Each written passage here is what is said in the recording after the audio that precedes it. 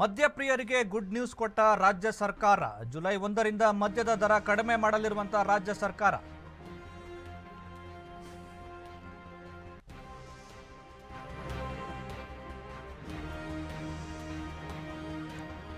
ಈಗ ಮದ್ಯಪ್ರಿಯರು ಈ ನಮ್ಮ ಚರ್ಚೆಯಲ್ಲಿ ಮಾತಾಡ್ತಿದ್ರು ಕ್ರಾಷ್ಟ ಅಂತೇಳಿ. ಏನು ಸರ್ಕಾರ ಯಾವಾಗ ಮದ್ಯದ ದರವನ್ನು ಹೆಚ್ಚಿಗೆ ಮಾಡಿದರ ಹಿನ್ನೆಲೆಯಲ್ಲಿ ಕುಡುಕರ ಸಂಖ್ಯೆನೇ ಕಡಿಮೆ ಆಗಿದೆ ಅಂತ ಈಗ ಸರ್ಕಾರ ಅವರೆಲ್ಲರಿಗೂ ಕೂಡ ಒಂದು ಗುಡ್ ನ್ಯೂಸ್ ಕೊಟ್ಟಿದೆ. ಮದ್ಯಪ್ರಿಯರಿಗೆ ಗುಡ್ ನ್ಯೂಸನ್ನು ರಾಜ್ಯ ಸರ್ಕಾರ ಕೊಟ್ಟಿರುವಂಥದ್ದು. ಗುಡ್ ನ್ಯೂಸ್ ಅಂದರೆ ಅದು ಏನು ಟ್ಯಾಕ್ಸನ್ನು ಕಲೆಕ್ಟ್ ಮಾಡುವಂಥದ್ದು, ವರಮಾನವನ್ನು ಹೆಚ್ಚಿಗೆ ಮಾಡಿಕೊಳ್ಳುವಂಥ ಉದ್ದೇಶ ಸರ್ಕಾರದ್ದು. ಮದ್ಯಪ್ರಿಯರಿಗೆ ರಾಜ್ಯ ಸರ್ಕಾರದಿಂದ ಗುಡ್ ನ್ಯೂಸ್. ಜುಲೈ 1ರಿಂದ ಮದ್ಯದ ದರ ಕಡಿಮೆ ಮಾಡಲಿರುವಂಥ ರಾಜ್ಯ ಸರ್ಕಾರ.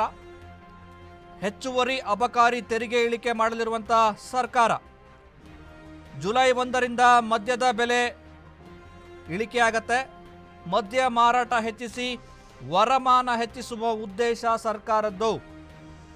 ಅಶ್ವವೇಗ ನ್ಯೂಸ್ಗೆ ಅಬಕಾರಿ ಇಲಾಖೆಯ ಮೂಲಗಳಿಂದ ಮಾಹಿತಿ ಸಿಕ್ಕಿದೆ. ರಾಜ್ಯ ಸರ್ಕಾರ ಮದ್ಯಪ್ರಿಯರಿಗೆ ಶುಭ ಸಂದೇಶವನ್ನು ಕೊಟ್ಟಿದೆ, ಗುಡ್ ನ್ಯೂಸ್ ಕೊಟ್ಟಿದೆ. ಮದ್ಯದ ದರವನ್ನು ಕಡಿಮೆ ಮಾಡ್ತೀವಿ. ಜುಲೈ 1ರಿಂದ ರಾಜ್ಯ ಸರ್ಕಾರ ಮದ್ಯದ ದರವನ್ನು ಕಡಿಮೆ ಮಾಡುವ ಸಾಧ್ಯತೆಗಳು ಹೆಚ್ಚಳವಾಗಿರುವಂಥದ್ದು.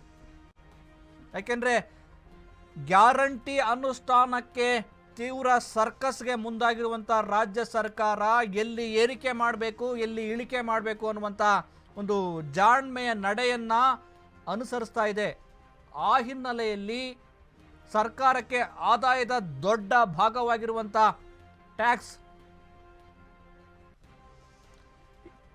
ಈ ಕುರಿತು ಹೆಚ್ಚಿನ ಡೀಟೇಲ್ಸನ್ನು ನಮ್ಮ ಪ್ರತಿನಿಧಿ ವಿನೋದ್ ಕೊಡ್ತಾರೆ. ವಿನೋದ್, ಏನಿದು ಸರ್ಕಾರ ಎಲ್ಲ ಒಂದು ಕಡೆ ಏರಿಕೆ ಮಾಡ್ತಾ ಬರ್ತಾ ಇದೆ, ಆದರೆ ಮದ್ಯಪ್ರಿಯರಿಗೆ ಗುಡ್ ನ್ಯೂಸ್ ಕೊಡೋದಾ ಅಥವಾ ಗ್ಯಾರಂಟಿ ಅನುಷ್ಠಾನಕ್ಕೆ ಮಾಡಿರುವಂಥ ಒಂದು ಜಾಣ್ಮೆಯ ನಡೆಯ ಇದು? ಹೌದು ಸುರೇಶ್, ನೀವು ಹೇಳಂಗೆ ಒಂದು ಗ್ಯಾರಂಟಿಗೆ ಏನು ಅದಕ್ಕೆ ಹಣ ಬೇಕು, ಖರ್ಚು ಆ ಒಂದು ವಿಚಾರಕ್ಕೆ ಮಾತ್ರ ಜಾಣ್ಮೆ ನಿರ್ಧಾರ ತಪ್ಪಾಗದು. ಯಾಕಂದ್ರೆ ಈಗಾಗಲೇ ಸುಮಾರು 38,000 ಕೋಟಿಯನ್ನು ಅಬಕಾರಿ ಇಲಾಖೆಗೆ ಒಂದು ಟಾರ್ಗೆಟ್ ನೀಡಲಾಗಿದೆ. ಆ ಒಂದು ಟಾರ್ಗೆಟ್ ರೀಚ್ ಆಗಕ್ಕೆ ಅಬಕಾರಿ ಇಲಾಖೆಗಳು ತುಂಬಾ ಒಂದು ಕಷ್ಟ ಪಡುವ ಪರಿಸ್ಥಿತಿ ಎದುರಾಗಿದೆ. ಯಾಕಂದ್ರೆ ಈಗ ಹೊರ ರಾಜ್ಯಗಳಿಗೆ ನಾವು ಕಂಪೇರ್ ಮಾಡಿದ್ರೆ ಒಂದು ಗೋವಾ, ತಮಿಳುನಾಡು, ಮಹಾರಾಷ್ಟ್ರ, ತಮಿಳುನಾಡು, ತೆಲಂಗಾಣ ಈ ಒಂದು ರಾಜ್ಯದಲ್ಲಿ ಅಬಕಾರಿ ಬೆಲೆಗಳ ಸಂಖ್ಯೆ ಕಡಿಮೆ ಇದೆ. ಅಂದ್ರೆ ನಮ್ಮ ರಾಜ್ಯಕ್ಕೆ ಹೋಲಿಕೆ ಮಾಡಿ ಕಡಿಮೆ ಇದೆ. ಸೊ ಹೀಗಾಗಿ ಈ ವಿಚಾರದಿಂದ ಒಂದು ರಾಜ್ಯ ಸರ್ಕಾರಕ್ಕೆ ತುಂಬಾ ನಷ್ಟ. ಯಾಕಂದ್ರೆ ಅಲ್ಲಿ ವ್ಯಾಪಾರಿಗಳು ಎಲ್ಲ ಒಂದು ಹೊರ ರಾಜ್ಯಗಳನ್ನ ಮದ್ಯ ತಂದು ಮಾರಾಟ ಮಾಡೋದ್ರಿಂದ ರಾಜ್ಯಕ್ಕೆ ಒಂದು ಆರ್ಥಿಕವಾಗಿ ನಷ್ಟ ಎದುರಾಗ್ತದೆ. ಸೊ ಹಾಗಾಗಿ ಇದನ್ನ ಮಣ್ಣಗಡ್ಡಂತ ಒಂದು ಅಬಕಾರಿ ಇಲಾಖೆ ನಾವು ಈ ತರ ಮಾಡಿದ್ರೆ ಸರಿಯಾಗಲ್ಲ. ಕಡಿಮೆ ಮಾಡಿದ್ರೆ ನಮ್ಮ ರಾಜ್ಯದಲ್ಲಿ ಆ ಒಂದು ಅಬಕಾರಿ ನಾವು ನಮ್ಮ ಟಾರ್ಗೆಟ್ ನಾವು ರೀಚ್ ಆಗಕ್ಕೆ ಅನುಕೂಲ ಆಗುತ್ತೆ. ಇಲ್ಲ ಒಂದ್ ವೇಳೆ ಆದ್ರೆ ನಮ್ಮ ಸ್ಟಾಕ್ ಹಾಗೆ ಉಟ್ಕೊಳ್ತೀವಿ, ನಮ್ಮ ಟಾರ್ಗೆಟ್ ನಾವು ರೀಚ್ ಆಗಕ್ ಆಗಲ್ಲ ಅಂದ್ಬಿಟ್ಟು ಕಳೆದ ಒಂದು 15-20 ದಿನದಿಂದ ಈ ವಿಚಾರವಾಗಿ ಒಂದು ಸರ್ಕಾರಕ್ಕೆ ಒಂದು